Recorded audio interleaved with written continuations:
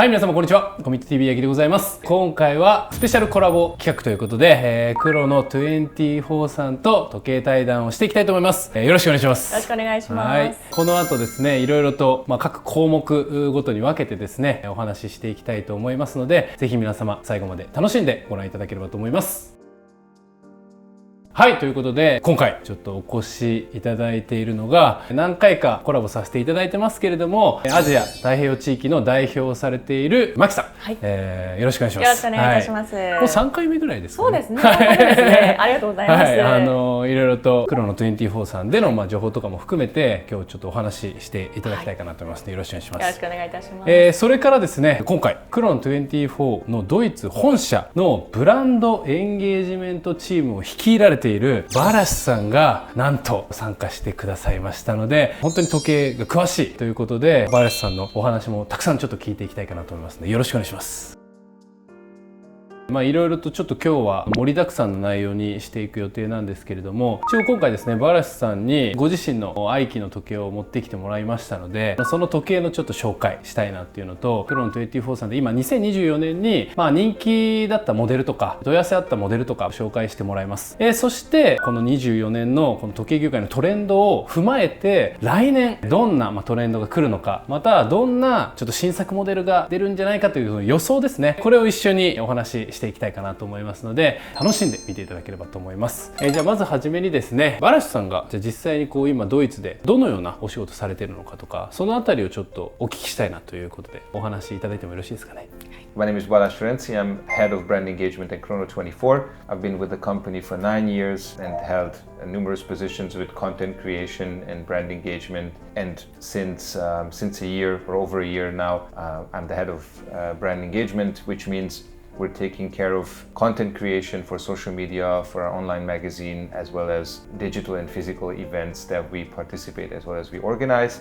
I've been in the industry for over a decade now, during which time I have written for numerous online and print publications, most notably Fratello Watches, where I'm still one of the editors and the host of Fratello on Air podcast. 業界は長いんですか？今9年ですけど。I've been in the watch industry probably since 2006, 2007, but at the time I was part of rather the watch community because there was no social media, so we mostly had forums, and I was a member of numerous forums and eventually became the moderator on some of the forums.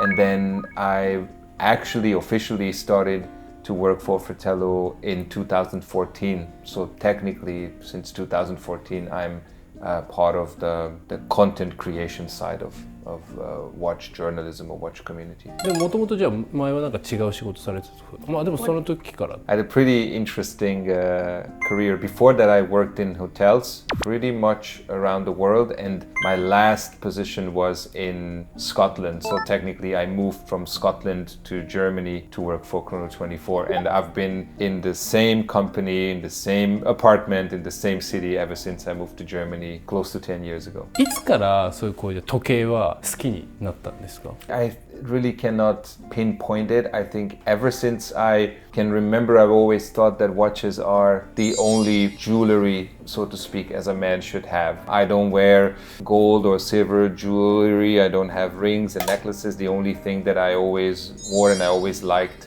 was watches. So probably, but when I started to really read and find information about watches was probably at the end of high school, and then of course, as I said, around like 2006-07 is when I started to do it a bit more like serious. 初めて買われた高級な時計とかっていうのはどんなものでいつぐらいに買われたのかなっていうのはちょっと気になるんですけども。I remember that the first Swiss-made watch that I bought was I think it was in 2007, and that was a Tissot PRC 200, and to me at the time it was a very expensive watch. And I was working and studying in the US, and I bought it there, and I still have that watch. So that was my first serious watch that I was proud of. はい、ということで、バラシさんのいろいろなね、素敵なエピソードも含めてお聞きしましたけれども、時計の今の情勢というかトレンドみたいなものもちょっと聞いていきたいと思います。The way the bigger brands adapt is much slower than smaller brands. So I think that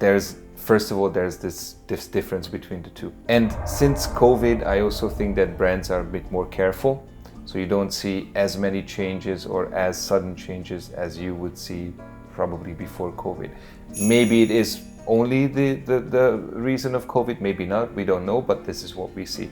Of course, there's a lot of easy changes, there's a lot of new colors, there's a lot of new sizes. In any case, is a topic on its own because watches are getting smaller now. But I think the whole industry is just more careful with changes and trends. I think probably the most interesting when it comes to size is that brands like Hublot, for example, are creating much smaller watches. And Hublot was always known as a brand that has big watches, big diameters, thick cases, and even they are now, Watches and Wonders this year we saw, are having 38mm watches in their collection, which I think is a great example to show that really times are changing and people who love the brand and love the brand at that size are now looking for the same brand but in a much smaller size. And of course they're not the only ones, but I think Hublot is one of these, is quite actually quite fitting example. And also what you see is then if you don't look at the big brands but you look at smaller brands or indie brands, there's a lot of vintage reeditions. And vintage watches, as you know, are a 36mm vintage watch and the reedition was $39.40. Now when they look at a 36mm model from the 60s or 70s, the reedition is almost the same size, maybe 1mm larger or 2mm larger. But they are looking for, basically they want to create the same watch, the same size. And that's also a good signal that, you know, the size is shrinking, people are interested in smaller watches, vintage or new. ということで、そしたらですね、ワレスさんが持っている時計、愛機紹介をちょっとしていきたいかなと思います。今日は全部で7本お持ちいただいているということで、本当はもっとたくさん持ってるんですよね。そうですね、30本ぐらいは持ってるというふうに言ってましたね、さっき。すごいですね。その中から厳選して、持ってきていただいたということで、今日のためにありがとうございます。はい、1本ずつちょっとした特徴を紹介していただければと思います。So this is a 1972 Rolex Submariner 5513, I'm sure you know. This was a birthday present for myself. I have a 1675 GMT and I thought that this could be a great kind of pair to the GMT that's much thinner and slimmer.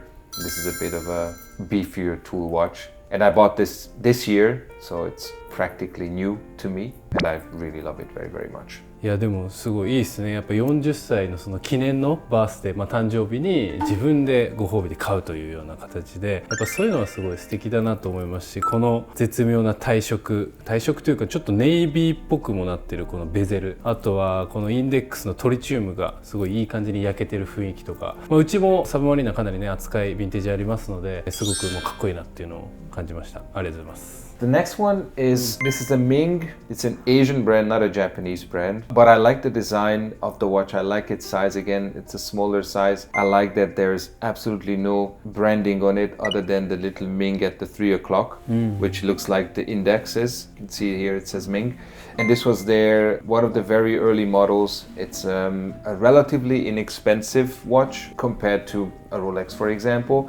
But I just love the simplicity. I love the different layers on the dial, how you see there's a bit of a depth there. And I also have a friend here in Tokyo who has the very same watch. So I hope that when I see him later this week, he will bring his watch and I will have my watch. 僕もちょっとこのミングっていうブランドは全然知らなかったんですけれども、デザイン的にはねすごく特徴的だなと思いますし、もしかしたらね知ってる方もいらっしゃるかもしれないんですけれども、今後もしかしたらねちょっと来るかもしれないねそういう気になる時計だなっていうのはちょっと素直に思いました。でも素敵ですね、すごいね。はい。So this one is of course I cannot come to Japan and have an event where we represent the company and not have a Japanese watch with me, and I'm not bringing it because it's a Japanese watch but because it is my watch and I like it very much. I have a lot of vintage Seikos, Grand Seikos and King Seikos.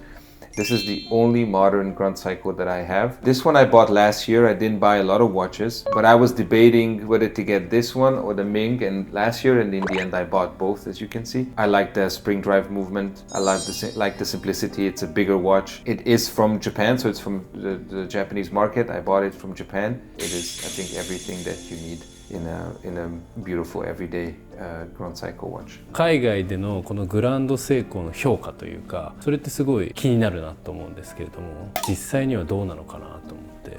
I have, as I said, I have quite a lot of Seikos, not quite a lot, I don't know, like 6, 7, 8 pieces, but they're all vintage. They're either Grand Seiko or King Seiko. I have 2 chronographs, 6139 and 6138.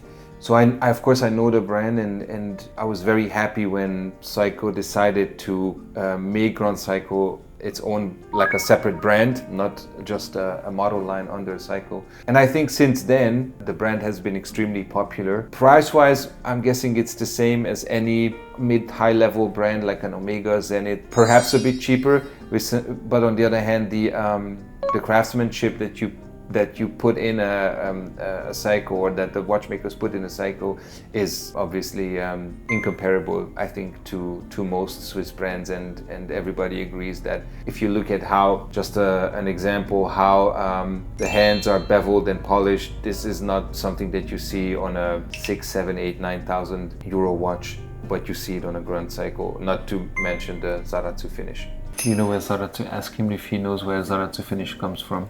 A German machine company that produced this polishing machine, and it's called Gebrüder Salatz, which in German means the Salatz brothers. And when it was imported, maybe in the 60s, I'm not sure, to Japan, they obviously couldn't pronounce Salatz, and so it became Zaratsu, which sounds Japanese, but it's actually a name of a German 2 brothers who created this machine. 知りませんでした。I collect mostly vintage, and one of my favorite brands, or one of the brands that I pay more attention, is Angelus. And this is a brand that doesn't exist anymore, or well, it does exist again, but it went bankrupt probably in the 70s, and then it was resurrected. Up until a certain point, they had mostly used their in-house movements, and this watch and the caliber inside is their in-house movement, so it was completely developed, designed and produced in-house by the brand back then, and it's the caliber 252. This model is called the Chrono Dato Lux. クラシックでいいですね。さっき言ってたサイズが結構小ぶりなんで、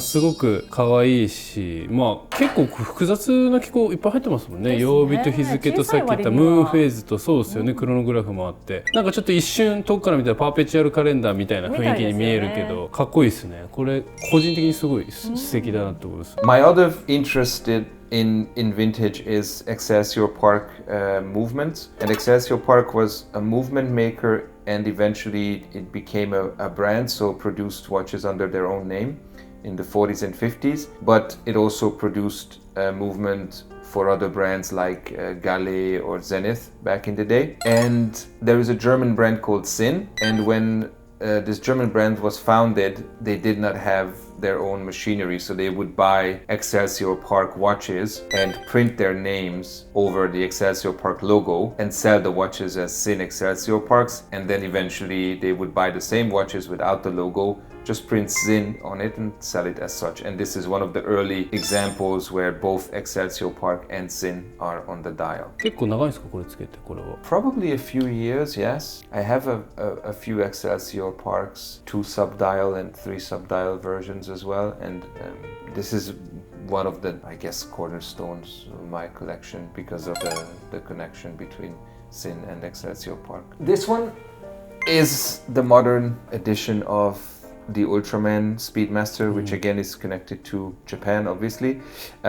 This is the Ultraman, or as we call it, the Speedy Tuesday 2. This is something that Fratello, back in 2018, I think, it's a limited edition of 2012 pieces, and because I'm a member of Fratello and I was part of the team back then, I have one of these with a very special limited edition number, which is my birth year, 1984. これバースイヤーのやつの2012本限定の中の1984にしてもらったってことですね。いいですね。なんかスピーディーチューズデーで見たことはあるけど、ブレスの感じも、これはフラテロのコラボだから、もうこれはオリジナルで。It's not original to this model because this one came, I think, on a NATO strap back then. But it's the JB Champion, or the Forstner, was that the same brand that NASA astronauts used in the 60s on Speedmasters. So a lot of Speedmaster, I guess, owners use these bracelets on Speedmasters because it's very popular. Yeah. And this is the last one I brought with me. This is a new brand from a dear friend of mine, and it's called Alisord. Alisord is a mountain or a part of a mountain in Switzerland. And what he did with this watch, this is a Type 10, is he created a re-edition of a vintage watch that never existed back in the day. What his thought process was, everybody knows about the Type 20 Breguet, but what if there was a watch before that? How could that watch look like? And so he came up with the idea, and that's the result. That's a Type 10. It's very different, of course. The subdials are down at the bottom. The crown is in a position 10 o'clock where usually you don't see it, but it's very easy to wind and wear when it's on the wrist. It's a great size. It's a proprietary, so basically an in-house movement, proprietary movement, 12 millimeters thick and hand wound, which is very rare these days. So it's a prototype, which apparently is very, I don't know watchmaking, but he told me it's very difficult to create this, put this complication on the movement, to change the, maybe not very, very difficult, but it's definitely difficult to create a movement, a chronograph movement in this thickness that also has this complication that shows if the chronograph is running or stopped. 確かにデザイン性もあるし、ヴィンテージ風な感じも見えるし、言ってたブレゲのタイプ20のちょっと雰囲気がやっぱり出てるなと思って、この夜光の感じと文字盤も結構凹凸があってちょっと表情があるのですごい素敵ですね。なかなか日本とかではね、見られないようなブランドだとは思うので、こうやって見れることはすごく嬉しいですね。ということで、もうバラシさんのすごい素敵な、ラインナップをちょっと見せていただきましたけど、なかなか日本では見ることができないようなブランドもかなり、あったかと思うので、興味があった場合は皆様ね、ぜひちょっと検索してもらいたいですし、僕もちょっとこの後チェックしてみたいなと思いますんで、時計を知ってる以外のものもたくさんブランドあるんだなっていうのをちょっと痛感した次第でございます。とにかくどれもすごいかっこよかったです。はい。バラシさん今ね、最初に言ってた30本ぐらいね、まだ時計も本当は持ってるということなんですけれども、ちょっと次欲しい時計とかってあるのかなっていうのはちょっと気になったので、それちょっと聞きたいですね。次欲しい時計なんかありますか？ That's a good question. いい質問ですね。There's always a next watch. I don't know right now because some of these watches that I bought were not also planned purchased. Something just came up. And so I looked at it, I liked it, and the Ming, for example, somebody messaged me, they heard me talking about this in the podcast and they said they have one for sale. The Angelus was a Google search find, so I don't have anything planned, but something will always come, I'm sure. 最初からこれが欲しいみたいなのじゃなくて、そのタイミングでこれいいなってなったやつを買ってるってことなんですもんね。時計は出会いですね。なるほど。なんかそれでもちょっと気になるのは、買うなんかきっかけになる理由ってあるのかなって、なんか皆さんも多分ね、時計買うってなった時に節目とかなんかね、もともと欲しかった憧れてたとかいろいろあると思うんですけど、バラシさん的にその今の感じでいくとちょっと衝動買いじゃないですけど、そういうのに近いものも感じたんですけど、なんかこれって選ぶきっかけとかってあるのかなと思って。I think the easiest answer would be if it's a good price, obviously. But I think I'm at the stage with my collection when I think it's more about personal connections. If it comes from a friend or somebody that I know and respect says it's a good deal, or it's a good watch, it's a great model, then I would probably buy it. やっぱりプライスのところは大事、大事ですよね。物とね、その値段とっていうところですね。でも言ってたそのパーソナルのところ、やっぱりこの人がいいよって言ったらやっぱりいいんじゃないかとか、やっぱそういうのも大事は大事かなとは思うんで、やっぱりそれはさっき言ったご縁もそうですけれども、時計皆さんも買う上でね、そこは一つの指針にしてもいいポイントなんじゃないかなと思いますので、ありがとうございます。はい、ということでまずはこのバルスさんの素敵な時計愛機を紹介していただきました。本当にありがとうございました。ありがとうございました。162カ国。162カ国。どの国が取引が多いのか第1位。教えていただいてもよろしいですか。実際に今どんなモデルの問い合わせが多いのか、それもちょっとランキングで聞いてもいいですか、最後にバラシさんに、2025年のトレンド予想じゃないですか、あと新作予想みたいなのがもし可能であれば聞きたいかなというところでお願いします。 Then it has to be in a titanium case.